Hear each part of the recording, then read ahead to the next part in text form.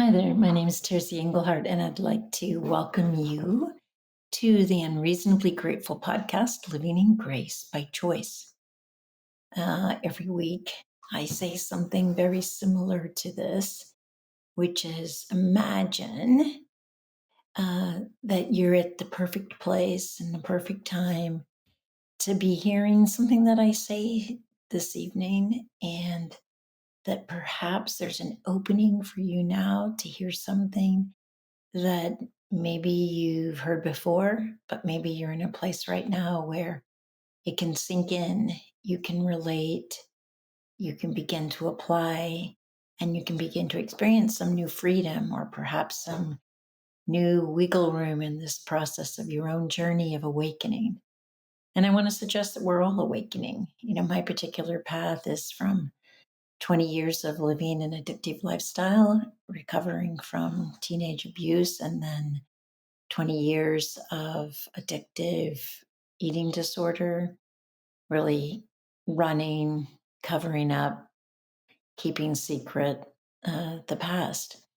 And it wasn't until I started telling the truth to myself and to others that I began to see my way out. And this is now 38, soon 39 years of recovery for me. So, wherever you are on your own path of awakening, of healing, of learning, of discovering more of who you really are and who you were created to be and why you're here and the purpose of your life, I'm grateful to share some part of that journey with you. I know I learned a lot from other people's stories, and so I share mine from that same place as an elder in the community. I love the opportunity to reflect back to people what I see in them, which is always a bigger, better version of themselves. And so I offer individual time on Tuesdays, and you can schedule that through tercyengelhart.com if that's something that you're interested in. If you'd love to see yourself in a bigger, brighter, perhaps more optimistic light than the one that you do when you look at yourself in the mirror, or you just listen to that voice in your head, then sign up, and I look forward to getting to know you a little bit better. It's by a donation basis. Okay, so um, it's been a bit of a crazy week, and this particular episode is called "It's in God's Hands," and it's inspired by lots of little hints this week, as well as the big experience of the attempted assassination of Donald Trump. So here's what I want to say. I want you to consider that while I suspect that you and I and most everyone attempts to make sense out of anything that happens, we don't have to be a prominent figurehead or a famous person, have our event be worldwide knowledge or public, but all the events, if you look at it, you can see that we have a tendency to just to try to understand or to justify or defend or protect or explain what's happened or what's happening through some sort of understanding. Certainly, that's going on right now with the explanation for what happened on that particular day at those particular moments, and all the different viewpoints of all the different people and the different agencies. And you can see it's like there's a public uh, is a public example being demonstrated for us of what actually goes on internally in our own life, in our own world, as we oftentimes try to explain or justify or understand the events of our life, those present, those past, and oftentimes we even project into the future, which people are also doing.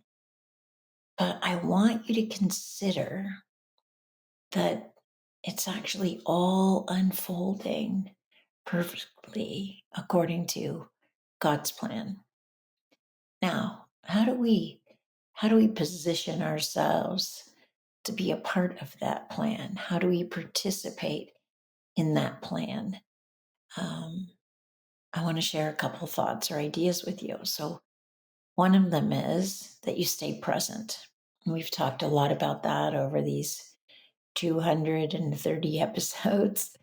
One of the easiest ways to stay present is to stay grateful because gratitude nows your mind. Gratitude only lives in the present moment. And so it's a very simple, no extra equipment needed opportunity to just be here right now. So when we're present, we actually make ourselves more available. And availability is what I believe allows us to kind of be a part of or be downloaded into a divine purpose or, um, yeah, uh, given a special assignment. I don't know about you, but certainly the times when I sit present and still and available, I usually experience some sense of direction. I'm told to call someone or write someone, or there's some impetus, some nudge to move in a particular direction. And when I do, I usually have the experience that it's been divinely guided.